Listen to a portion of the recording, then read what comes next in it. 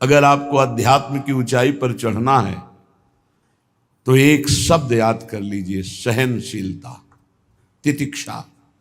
इसको सदैव जीवन में, एक श्लोक गंगा किनारे हमें जीने की सामर्थ्य देता था।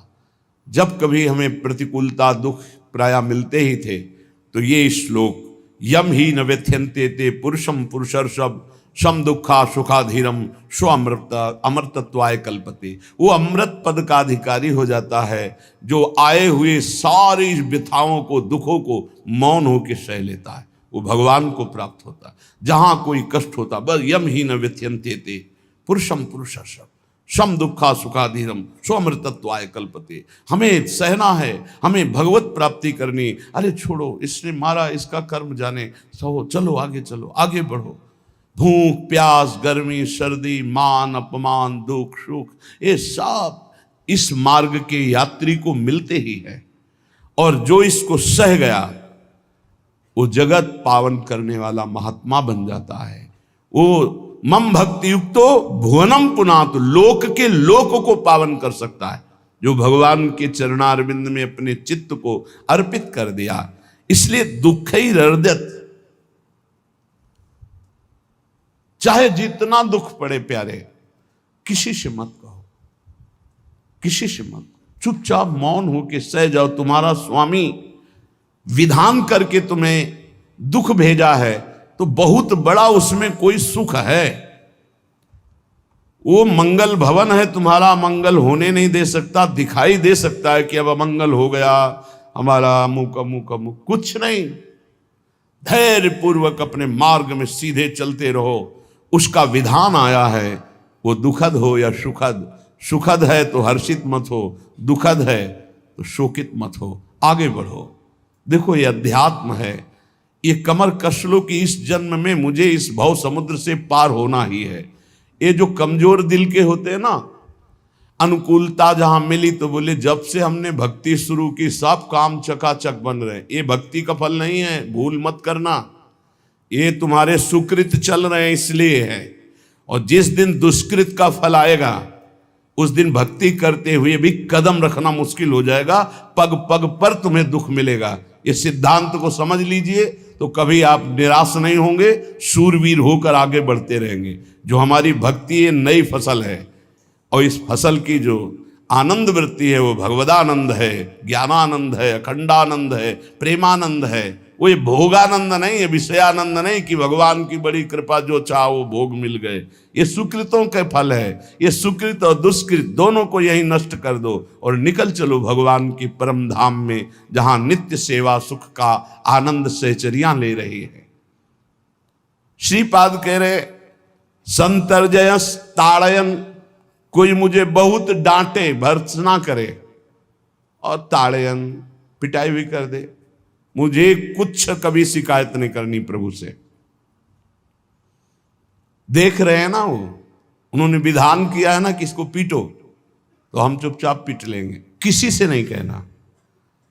रहीमन मन की मन व्यथा रखिए मन में गोए, सुनिठ ले हैं लोग सब बांटने। इसीलिए असंगो हम, असंग किससे कहें अपने दुख सुख की बात।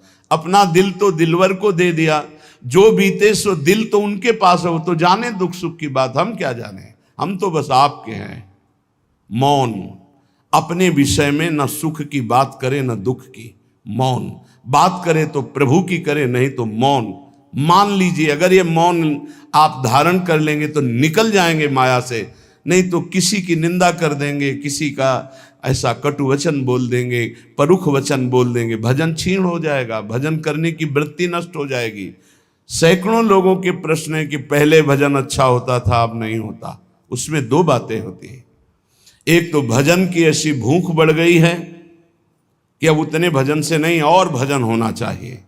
ये उत्तम महापुरुषों की कृपा पात्र भक्तों की वृत्ति होती है। और एक होता है कि आपसे वैष्णव अपराध बन गया, कुसंग हो गया, इस कारण से ऐसा। अगर आपके हृदय में कोई दोष वृत्ति नहीं हो, फिर भजन में ऐसा लगता है कि मेरे से बहुत कम भजन होता है, वैसा भजन नहीं होता जैसा होना। ऐसा बड़े बड़े महापुरुषों को भी अनुभव होता है। ये कोई निंदनीय बात नहीं है, वंदनीय बात है। पर वास्तविक यदि भजन नहीं हो रहा है, वास्तविक यदि आपका रुक गया है आनंद, तो आप ढूंढ लीजिए, आपका भोजन गलत है, आपका संग गलत है, आपने कोई वैष्णव निंदा की है, बस यही कारण है। यही खोज लेना, यही सुधार कर लेना, किसी से क्षमा याचना की जरूरत नहीं। अंदर देखो और आचार्य गुरु से प्रार्थना करो, सब ठीक हो जाएगा। बड़े कृपालु हैं, जिन्होंने अपराधी मुझ जैसे को घसीटा तो अब अपराध बन जाएगा तो थोड़ी छोड़ देंगे वो, विश्वास कीजिए।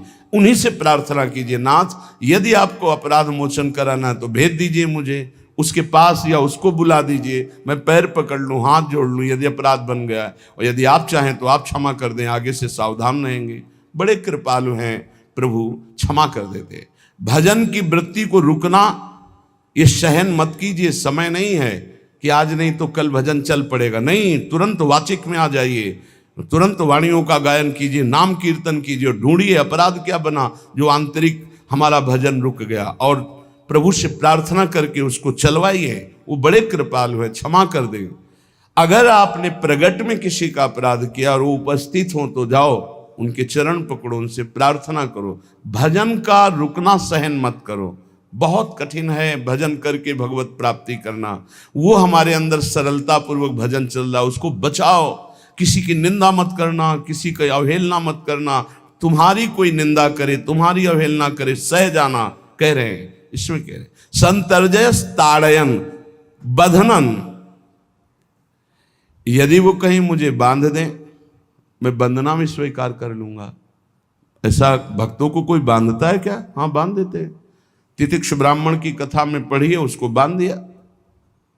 एक सखी बहुत भजनानंदी थी, उसके परिवार के लोग रोज उसे पीटते थे और उसे बांध देते थे। सखूबाई नाम उसका सखी का था। एक सखी बहुत नागरीदास जी के संग में रहकर भजन की वृत्ति उच्च कोटि की सीखी थी, भागमती बाई। उनके पति ही उनके ऊपर सैया लगाकर नवीन रानी के साथ बैठते हुए ऐसा पिटाई करते, इतना कष्ट देते, पर वो उच्च कोटि की ऐसी महान भक्ता, परम सिद्ध बरसाने के जो वास करने वाले अपने नागरीदास जी थे, हरिवंश महाप्रभु के शरणागत, उनके सत्संग से ऐसी उच्च कोटि की दशा प्राप्त हुई, उसे कोई फर्क नहीं पड़ा। उसके कष्ट देने के लिए उसके ऊपर सैया लगाते, राजा थे, और नवीन रानी के साथ उसके ऊपर बैठते, उपद्रव करते, मारते, पीटते, लेकिन वो सम रहती। संतर्जय ताड़यन बंधनन, शांत। वो देख रहा है, बस तुमको यही सोचना, वो देख रहा है, मेरा स्वामी देख रहा है। वो देखते हुए मौन है ना, वो चाह रहा है ना, तो तेरा किया मीठा लगे। बस बात समझ लो, इतना तो बहुत बड़ी वस्तु प्राप्त होगी, बहुत बड़ी। एक मिट्टी जब कुम्हार को अर्पित हो जाती है तो पीट पीट कर एक छोटा राई भर भी दाना नहीं रहने देता, क्योंकि राई भर भी अगर दाना रहा वहीं से मटकी फूट जाएगी, राई भर भी अहंकार रहा वहीं से भक्ति रस निकल जाएगा। पीट पीट के उसको एकदम बराबर, फिर भी चैन नहीं, जल डाल के रौंदा, फिर भी चैन नहीं, हाथों से मल कर अपने अनुसार बनाया, फिर चाक पे चढ़ाया, जो चाहा आकार दिया, सूर्य के ताप में तपाया, फिर उसको दहकते हुए आवे के बीच में रख के पकाया, फिर उसमें रस रखने लायक क्षमता आ गई उस मिट्टी में। ऐसे ही हम जब संत महापुरुषों को, श्री भगवान को समर्पित होते हैं तो ये सब होगा। रस रखने लायक हृदय तभी होता है जब आवे में तपता है, इसलिए तैयार रहो। तभी नागरीदास जी ने कहा, बड़ो ही कठिन है भजन ढिग डरिबो। एक सूरवीर योद्धा की तरह जैसे उसके अंग घाव से युक्त होते हैं, वो कदम पीछे नहीं आगे ही बढ़ाता है, ऐसे भजनानंदी चाहिए। चाहे मुझे चोर कहा जाए, पतित कहा जाए, गाली दिया जाए, मुझे मारा जाए, बांध लिया जाए, तो भी मैं भगवान पर दोषारोपण नहीं करूंगा। मैं यही निश्चय करूंगा, प्रभु मेरे देख रहे हैं, जोई जोई प्यारो करे सोई मोई भावे, उनका विधान परम मंगलमय है। अंतः क्लेश मतीव दुस्सह तरम प्राप्नोति नाना विधई। मुझे अंदर से भी बहुत पीड़ा दी जाए, काम पीड़ा, क्रोध पीड़ा, लोभ, बाहर से तो ये दिया जाए और अंदर से भी ये दिया जाए, तो भी हे प्रिया जो आपसे नहीं कहूंगा। प्रेम में कभी शिकवा शिकायत नहीं होती, ना इष्ट से और अपने प्रीतम के विधान से दिए हुए कष्ट को हम दूसरे से कह दें? धिक्कार है हमारी प्रीति को। प्रीतम सहावे और मैं दूसरे से शिकायत करूं? नहीं, हर विधान आपका सहो। ये प्रेम है मस्ती का। लज्जू पंजू ऐसे काम नहीं है इनके। ये तो देखते हैं पैर धर के, अगर गर्म लगा तो हटा लेंगे, मत रखना गर्म ही गर्म है। और छाती मजबूत करके कि आग पे चलूंगा, तो पैर रखोगे तो चंदन हो जाएगा आग में भी। पूरे जीवन की बात कह रहा हूं, पूरे जीवन की। सोचो उस समय जब 13 वर्ष की अवस्था है और घर से निकले थे, कोई साथी नहीं है, कोई समझाने वाला नहीं, और आज इतना जीवन हो गया इसी यार के सहारे हुआ है। इसी यार, ना 1 रुपया कभी था, न रहा है और न रहेगा। प्रेमानंद का 1 रुपया नहीं है, प्रेमानंद की 1 वस्तु नहीं, ना रहा ना रहेगा। हाँ, प्रेमानंद की सब वस्तुएं हैं, ना होते हुए भी पूरा विश्व मेरा। क्यों? प्रेमानंद भगवान का है। भगवदानंद को प्रेमानंद कहते। वही संपत्ति जीवन भर एक ही साथी रहा है। और हे नाथ, ऐसी कृपा करना, अब दूसरा साथी बने ना। अब आओ तो मृत्यु रूप में ही आओ, और किसी रूप में मत आना। साथी हो तो आपका साथ हो। सर्वहरण करने वालों में मैं मृत्यु हूं, बस उस रूप का इंतजार है। आओ उस रूप में और समेट लो अपनी लीला। बस कभी किसी से शिकायत, कभी किसी ने कैसे हो, आनंद है। नहीं सुना है किडनी खराब है तो सुना ही होगा, कोई दुख नहीं, कोई दुख नहीं। वर्तमान दुख वर्तमान के आनंद से बहुत छोटा है। क्या दुख है? स्वामी के द्वारा दिया हो। ये आप हमारी प्रार्थना मान लीजिए। इस मार्ग में चलने पर जो दुख मिले, कभी किसी से कहना नहीं, नहीं तो प्रीति में कलंक लग जाएगा, वो तुम्हें प्रभु से हटा देगा। नहीं, रहीमन मन की मन व्यथा रखिए मन में गोए, सुनिठ लई है लोग सब बाट न लिए। ये भगवत मार्ग शूरवीरों का मार्ग। कभी अपनी अंतर व्यथा को किसी से मत कहो। जीवन में अगर कोई हमें कष्ट दे रहा है तो हमारा कर्म है, ना कि कोई व्यक्ति। ये बिल्कुल सिद्धांत तक चर्चा समझ लो। वही व्यक्ति जो मुझे द्वेष करता, वही व्यक्ति जो मुझे कष्ट और दंड देता, वही व्यक्ति प्रणाम करके छाती से लगाकर आंसुओं की धारा से अभिषिक्त किया, तो वो व्यक्ति था या कर्म? जब कर्म भोग हो गया तो वही हृदय से लगा के अश्रुधारा से क्षमा कीजिए, बहुत ऐसा नहीं, आप तो बड़ी कृपा की। व्यक्ति कभी कष्ट नहीं देता, मेरा कर्म उसके ऊपर सवार होकर मुझे दंड देता है। इसलिए मैं किससे कहूं? अपनी जबान से दांत कट जाए तो किससे कहूं? ये जो दांत, इससे जबान हमारी पीड़ा को किससे कहूं? अपने हाथ से चोट लग जाए किसको कहूं? ऐसे सब आत्मस्वरूप हैं। हमारा कर्म ही उनके ऊपर सवार होकर हमें दंड दे रहा है। इसलिए भाई, श्रीपाद का सिद्धांत जो कह रहे कि अगर भगवत प्रेम प्राप्त करना है तो मुंह बंद। 22 बाजार में कोड़े मारे गए, एक बार भी श्री कृष्ण से नहीं कहा।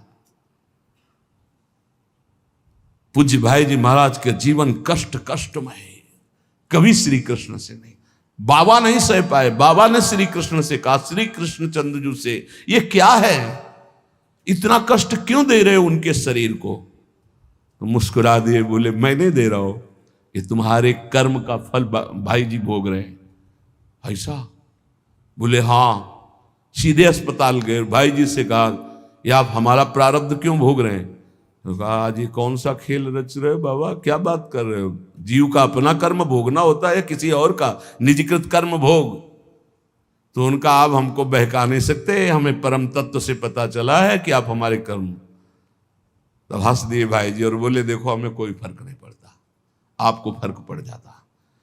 आप चढ़ो, जिस साधना की चढ़ाई पर चढ़ रहे हो चढ़ो, मंगलमय श्री कृष्ण तुम्हारी यात्रा को पूर्ण करें।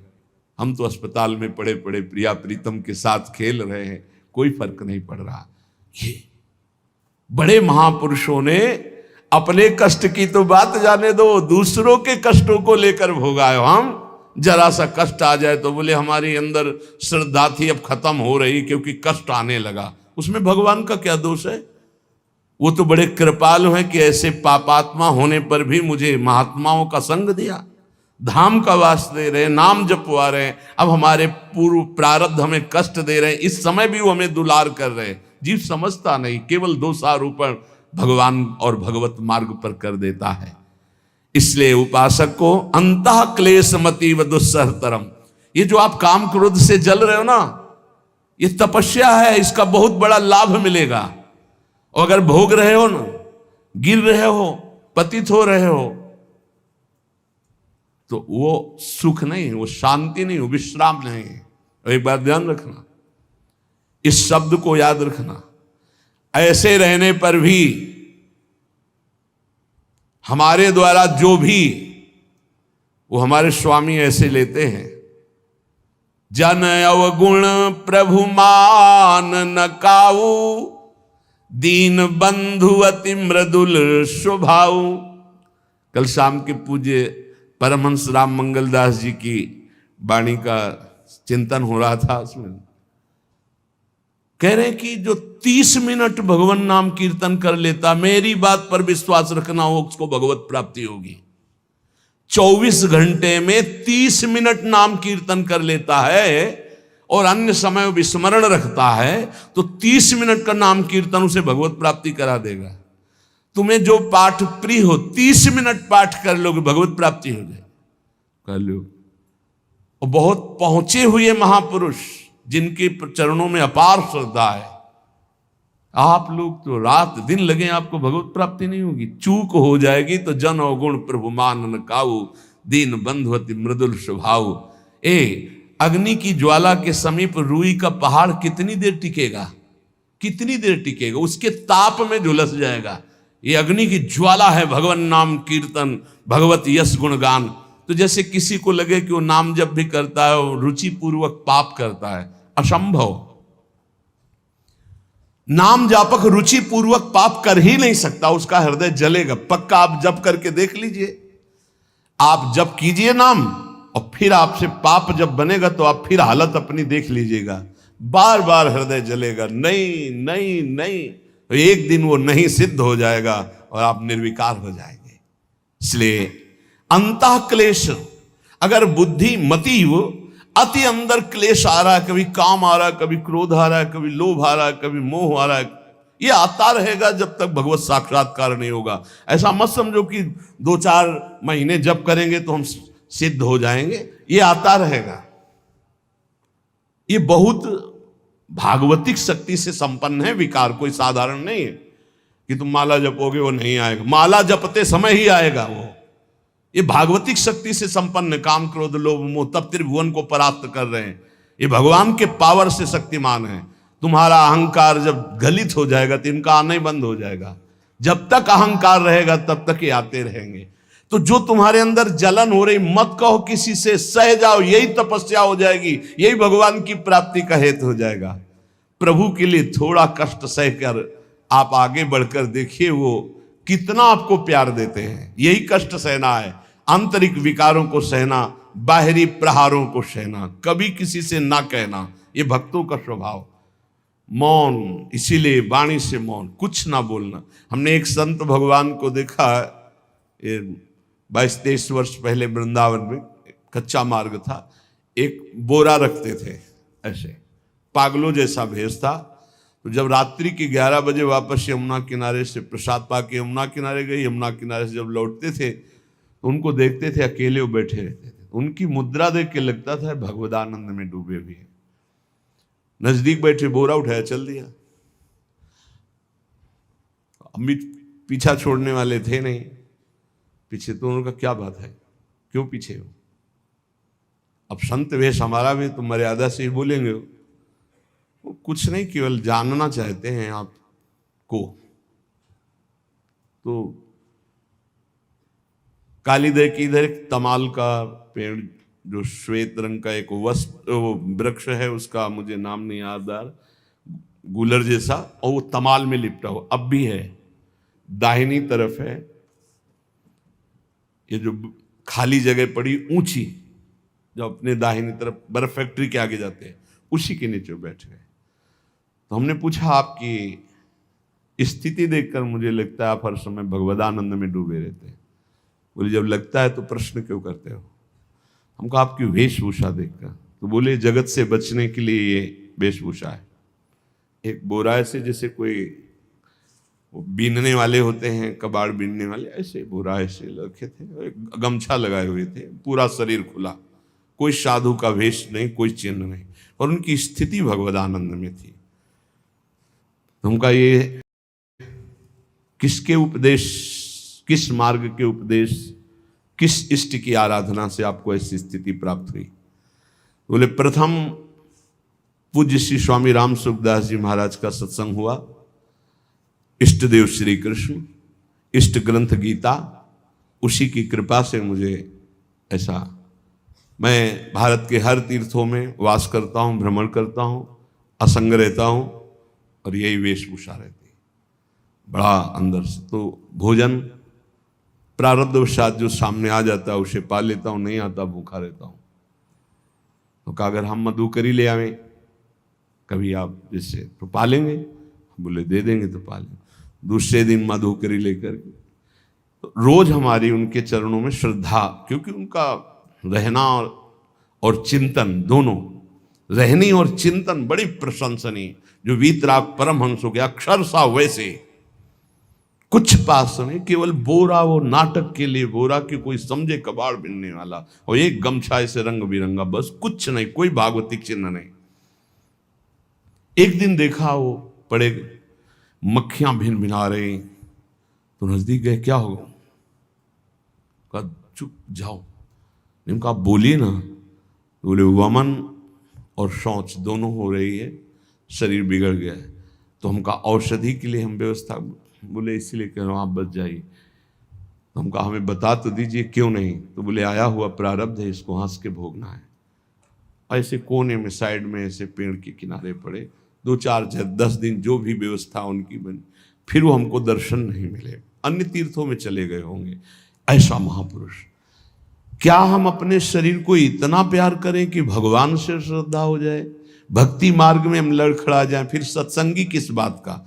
ये पक्का समझ लीजिए, ये जो भगवत मार्ग है ये शूरवीरता का मार्ग है, सहन करने का मार्ग है। जितने भी महापुरुषों के चरित्र हैं आप पढ़ करके देख लीजिए, भगवान के चरित्र से भी ज्यादा लाभ भक्त चरित्र सुनने से इसलिए होता है कि हमको लगता है कि हमारे जैसा जन्म लेकर इतना कष्ट सहकर इस ऊंचाई पर पहुंचे, ये बड़ी बात है कि वो जीवत्व से हमारी तरह पैदा होकर ईश्वत्व को जाता है। इसलिए भक्त चरित्र में विशेष बल हमको प्राप्त होता है। क्या क्या कष्ट सहते, और आप खुद देख लीजिए, आपको जितना कष्ट है उससे बड़ा सुख है कि नहीं, अंदर देख लीजिएगा तो इसी से अनुमान लगा लीजिए, जितना बड़ा कष्ट उससे कई गुना बड़ा सुख भगवान देते हैं, तभी वो उनका यश गाते रहते हैं। ऐसे थोड़ी होता है कि हमारे भगवान का हम भजन करते, हमारे साथ न्याय नहीं हुआ। न्याय तो सही बात नहीं हुआ, नहीं तो तुम्हारी दुर्गति हो जाती। सही बात में उन्होंने न्याय नहीं किया, पक्षपात किया है तुम्हारा। अगर वो सही न्याय करते तो ईमानदारी से कहते हैं, केवल नरक के कीड़ा ही बनना पड़ता और कुछ नहीं है। खूब देख लो, डबल चेहरा होता है, एक सामने का चेहरा देख रहे हो और एक एकांत का चेहरा होता है, डबल चेहरा होता है। और भगवान डबल रखो चाहे तिबल, सब देखते हैं। सब हम बैठे हुए देख लो ईमानदारी से वृंदावन की भूमि में, एक चेहरा है जय श्री राधे, और एक चेहरा है जो राक्षस है अंदर बैठा। देख लो, अंदर देख लो, बिल्कुल इस समय सीसी कैमरे में हो, अंदर देख लो, एक राक्षस बैठा है, और उस राक्षस ने जो जो करवाया आप लिखो रजिस्टर में, तुम्हें याद है जितना, और इसके बाद आप न्यायाधीश बनो, फिर आपकी क्या दुर्गति होती उसका। इससे ऐसे होता है, हे प्रभु, तभी त्राहिमाम मचता है, तब उनकी कृपा नजर आती है कि बोले भगवान ने न्याय नहीं किया। हम कहते सच्ची बात तुम कह रहे हो प्यारे, न्याय नहीं किया इसीलिए बचे हुए हो। अगर वो न्याय कर देता, पक्षपात न लेता तुम्हारा, तब तुम्हारे होश उड़ते, चाहे जो कोई हो, अपना रजिस्टर जांच के देख लो। इसलिए कहते हैं कि सबकी जीवनी शुक्ल पक्ष की लिखी जाती है, कृष्ण पक्ष की तो केवल उसी की छाती जानती, दूसरा नहीं। हृदय में जितने विकार, हृदय में जितना अंधकार, हृदय में जितना कूड़ा करकट, वो तो हम जानते हैं कि हमारी स्वामिनी की कृपा ने कितना निर्मल किया है। तब उनकी स्वामिनी जू मुझ जैसे अपराधी के अपराधों का विस्मरण करके आप ऐसी कृपा। तो आपको लगता है कि संतों की एक दैन्य भाषा होती है। नहीं, ईमानदारी से संत कभी झूठ नहीं बोलते। जैसे कह रहे हैं कि मौसम कौन कुटिल खलकामी, तो अंतर ये होता है कि आंख में जैसे थोड़ा पड़े तो बहुत बुरा लगता है, और पीठ में इतना बड़ा तिनका चला जाए तो कुछ समझ में नहीं आता। संतों का हृदय आंख जैसा होता है। थोड़ी सी भी गलती में हाय हाय मच जाता है, धिक्कार है तुम्हारे जीवन को, अपने को तुम क्या समझते हो, क्या है तुम्हारे अंदर विचार। और जो मलिन अंतःकरण वाला था, भारी भारी पाप करके भी उसको पश्चाताप नहीं होता। संत जनों को एक पाप की जरा सी वृत्ति की आभास स्फुरना, वो पूरा पाप नजर आने लगता है उनको, क्योंकि इतना निर्मल हृदय होता है। तो सच्ची कहते हैं कि जैसे घोड़ों की लगाम पकड़े हुए श्री कृष्ण अर्जुन की बैठे हैं, ऐसे अपने भक्तों की लगाम पकड़कर बैठ जाते हैं, तो यात्रा अध्यात्म की ऊंचाई की चलती, किसी की सामर्थ्य नहीं। इसलिए सब भक्त ऐसे तो आपको मिलेंगे। जहां सामर्थ्य की बात है वहां केवल श्री भगवान की कृपा है। इसलिए बाहर की पीड़ा और अंतर की पीड़ा अपने प्रीतम के द्वारा दी हुई मानकर सह जाओ, तो आगे प्रीतम तुम्हारा स्वागत करने के लिए खड़े, पक्का समझ लेना, पक्का। और वो देंगे ये पीड़ा। क्यों देंगे? इसी पीड़ा में पता चलता है कि तुम्हारे मन की सुई किधर जा रही है। प्रताप राय जी महाभागवत थे, बड़ा चरित्र है। उनके यहां एक व्यापार चलता था कुल परंपरा से कि आपको अगर रुपए की जरूरत है तो आप अपना स्वर्ण आभूषण या कुछ रख जाइए गिरवी, और रुपया ले जाइए, और ब्याज से तो रुपया दे जाइए, अपने मूल गिरवी ले जाइए जो रख के गए हो। यही उनकी कुल परंपरा से चल। तो उसी के आधार पर वो कुल परंपरागत कर्म कर रहे थे। निरंतर नाम जब भगवत आराधन में मगन।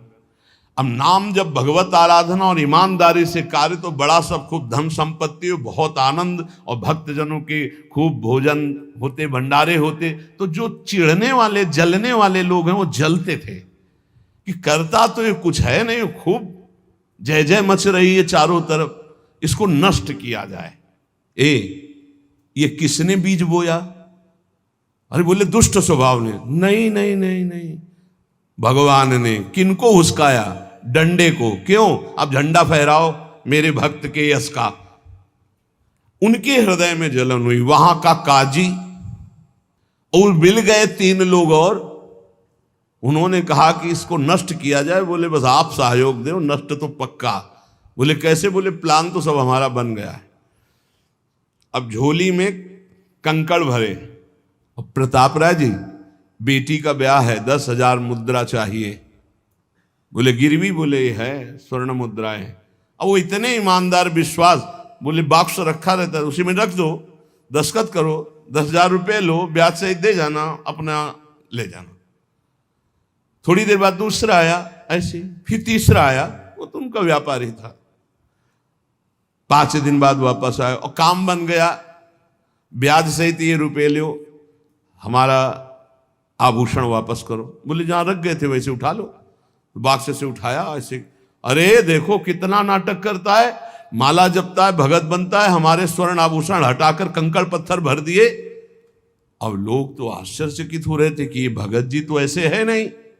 इतने में दूसरा आया, उसने भी वही नाटक शुरू। तीसरा आया, उस अब तो पक्का हो गया कि पाखंड करता है।